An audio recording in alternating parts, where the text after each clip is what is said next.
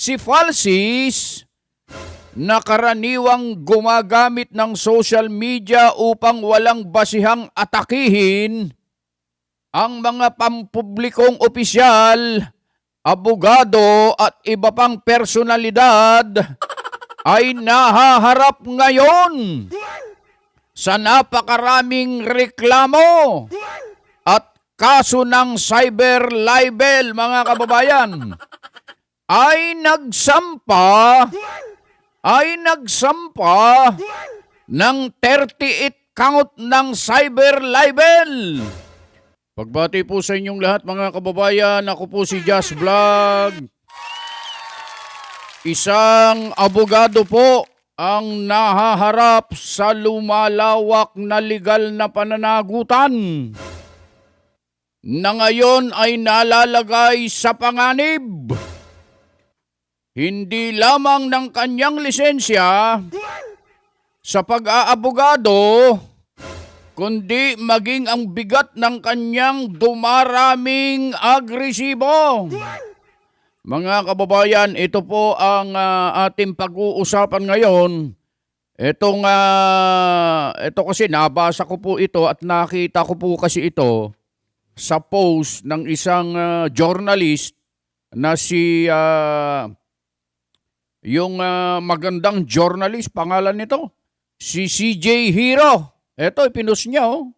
Mga kababayan, oh, basahin ko lang, ha. One of the most evil, ba matindi, ha? One of the most evil, ulitin ko, one of the most evil people out there, in my opinion, pala imbento para makapanira lang, kamukhang-kamukha niya ang ugali niya. Deserve niya yan. More to come, sabi ni, ito'y post ni CJ Hero ito mga kababayan. Ano ba yung nakapost at nakalagay dyan? Sabi rito, widely suspected Romualdez attack dog, Jesus Falsis, now faces mounting cases from multiple political heavyweights seeking disbarment and real jail time. Yan ang nakapost mula sa page po ng PGMN, mga kababayan. Alam nyo, itong taong ito, mga kababayan, ay matindi ring bumira ito, mga kababayan, kay Senator Marcoleta at sa iba't iba pang mga personalidad, mga politiko na hindi umaayon sa kanilang naratibo, mga kababayan. Oo, itong pangalan niya pa lang, mga kababayan, hindi, sabi nga ni hindi nababagay yung kanyang pangalan dito sa kanyang pag-uugali, mga kababayan. Oo, isipin mo nga, sabi ni CJ Hero ay kamukhang-kamukha niya ang ugali niya, mga kababayan, At deserve niya daw yan, mga kababayan. Ano ba nakalagay sa post ng... ito po kasi yan, mga kababayan, post na yan na shinare ni CJ Hero, mga kababayan, sa kanyang mismong personal verified Facebook account.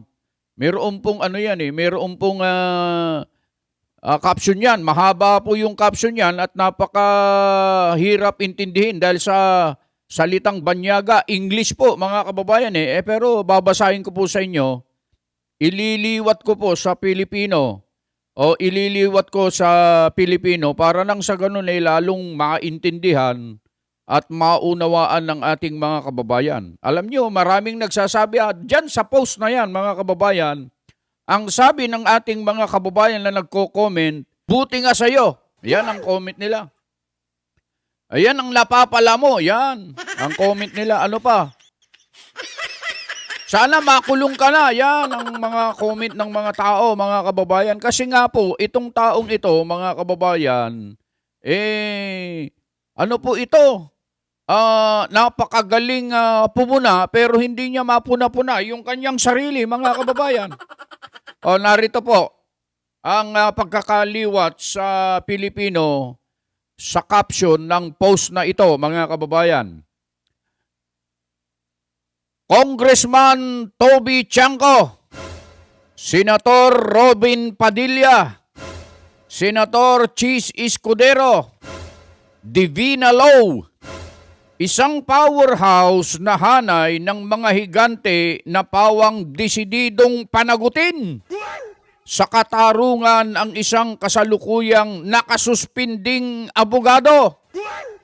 Ang nakasuspinding abogado, si Jesus Palsis, ay nahaharap sa lumalawak na legal na pananagutan na ngayon ay naglalagay sa panganib hindi lamang ang kanyang lisensya sa pagkabogado, kundi maging ng bigat ng kanyang dumaraming agresibo at madalas na maling pahayag sa publiko sa ilalim ng masusing pagsusuri.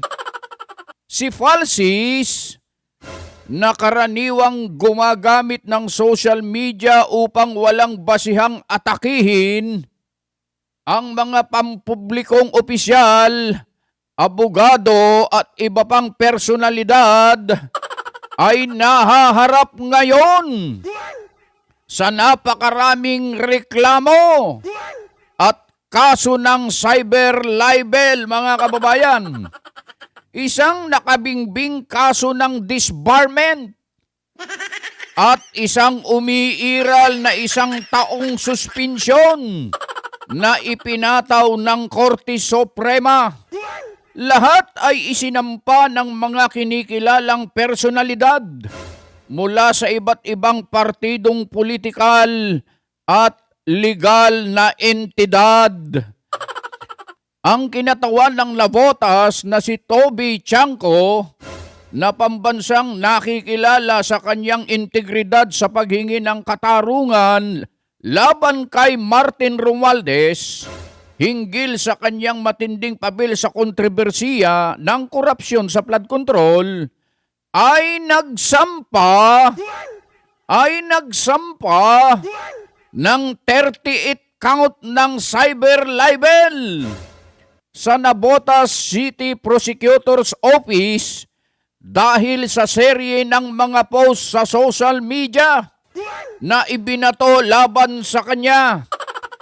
Inakusahan ni Chanco si Falsis ng pagpapatakbo ng isang matagal na kampanya ng mga defamatory na pahayag na nag-uwi sa ilang buwang online na pag-atake tungo sa mga formal na legal na proseso.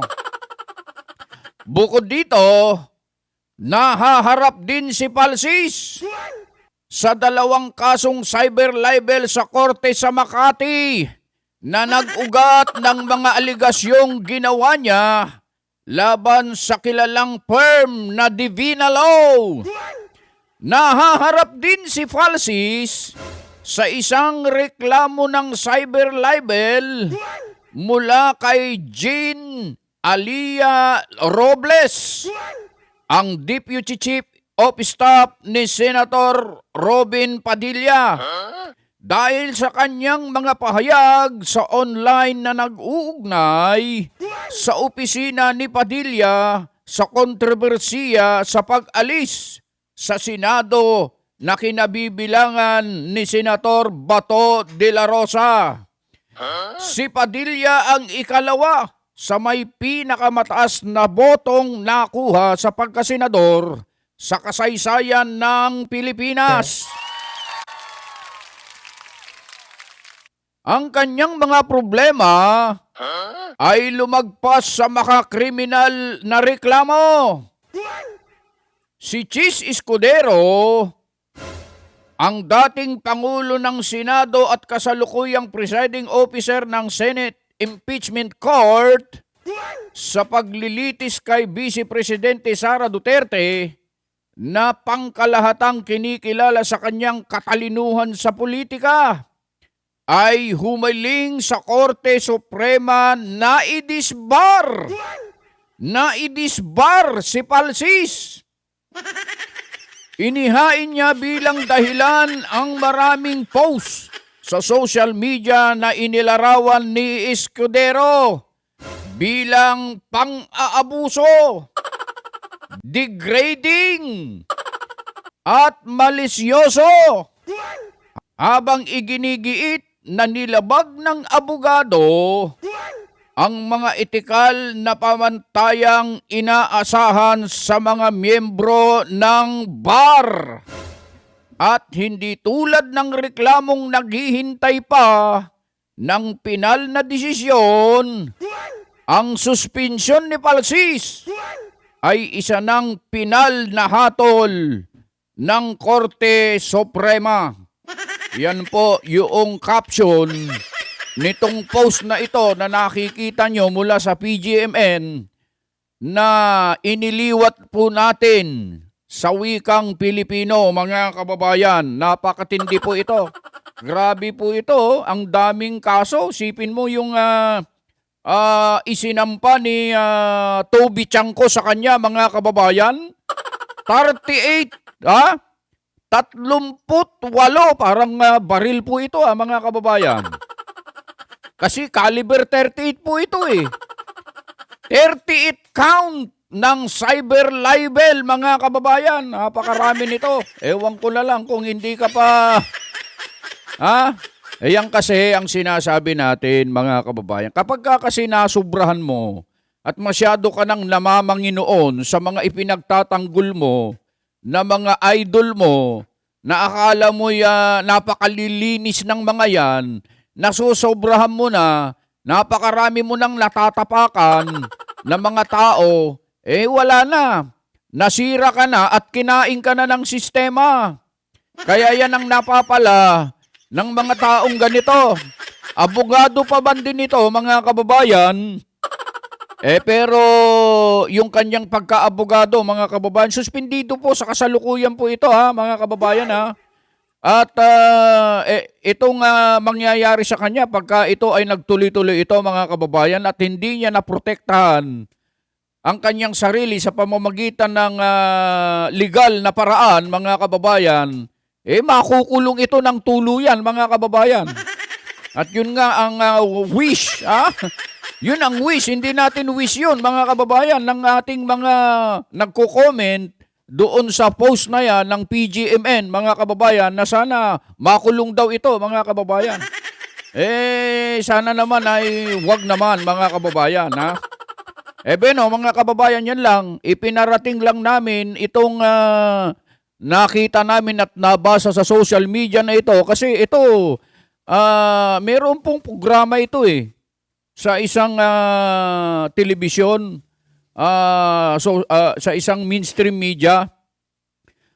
Panay din ang ang interview at pag-giges sa mga TV station at mga TV station, mga programa sa social media, at ang laging pinag-uusapan nila, mga kababayan, siyempre, ito'y kumakalaban at pumupuna, tumutuligsa din sa pangalawang pangulo ng ating bansa.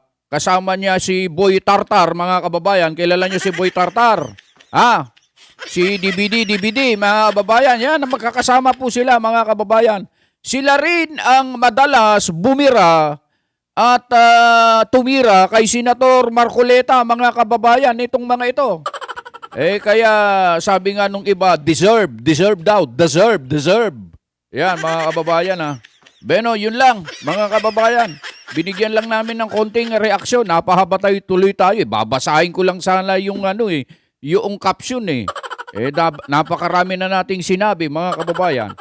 Paalam na ako, mga kababayan, Maraming salamat sa inyong panonood. Yung mga bago dyan, mga kababayan, mag-subscribe na kayo at pindutin nyo na yung notification bell para nang sa ganon, updated kayo sa lahat ng mga videos na i-upload natin sa mga susunod. Mga kapatid na patuloy po na sumusubaybay sa amin, maraming salamat po at sa lahat ng ating mga kababayan Luzon, Visayas at Mindanao, lalong-lalo na po dyan sa abroad. Maraming salamat po sa inyong patuloy na pagsubaybay.